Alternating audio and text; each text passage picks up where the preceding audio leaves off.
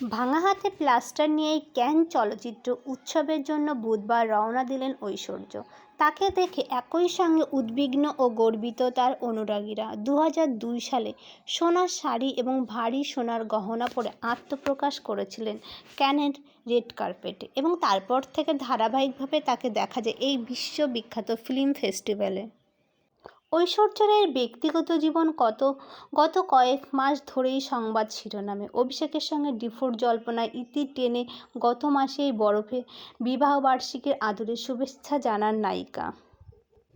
বিগত বেশ কয়েক বছর ধরেই কান চলচ্চিত্র উৎসবের রেড কার্পেটে নজর কেড়েছেন অভিনেত্রী ঐশ্বর্য রাই বচ্চন। তিনিই একমাত্র ভারতীয় নায়িকা যাকে ধারাবাহিকভাবে দেখা গেছে কানের মঞ্চে। এবছরও কান চলচ্চিত্র উৎসবের উদ্দেশ্যে রওনা দিলেন ঐশ্বর্য রাই।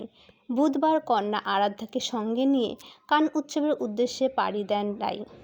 তবে মুম্বাই বিমানবন্দরে পৌঁছাতেই ঐশ্বর্যকে দেখে অবাক হয়ে যান অনেকেই। কিন্তু ঐশ্বর্যর রূপের জৌলস আর পোশাকের অনন্যাকে ছাপিয়ে তার রাঙা হাতে নজর গেল না কারোর। কালো গাউনের সঙ্গে তার ক্যাটস আইলাইনার এবং বোল্ড লিপ ছিল এক্কেবারে মানানসই। সোনালি স্টেটমেন্ট দুলো চোখ টানল। ফ্রেঞ্চ রিভারায় নীল নয়নার রূপের দূতটি ৭৭তম কান চলচ্চিত্র উৎসবে প্রেমের অ্যাপিয়ারেন্সের বাজিমাত ঐশ্বর্য রায় বচ্চনের।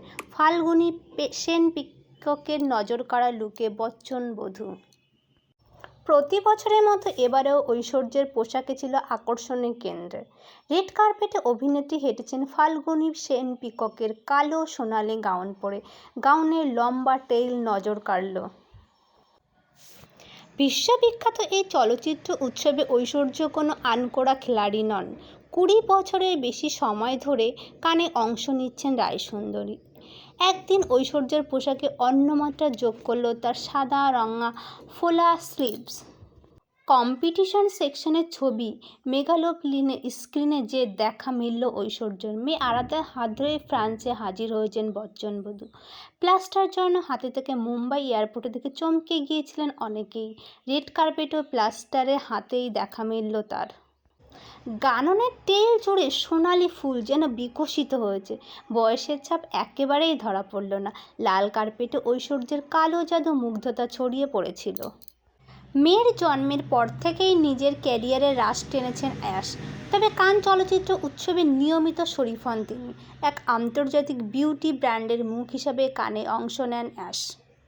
বিশ্বের বড় বড় তারকাদের মাঝে স্পটলাইট ছিনিয়ে নিতে ওস্তাদ ঐশ্বর্য রাই বচ্চন। কেন তিনিই বিশ্বসুন্দরী তা নতুন করে বলার আর দরকার নেই।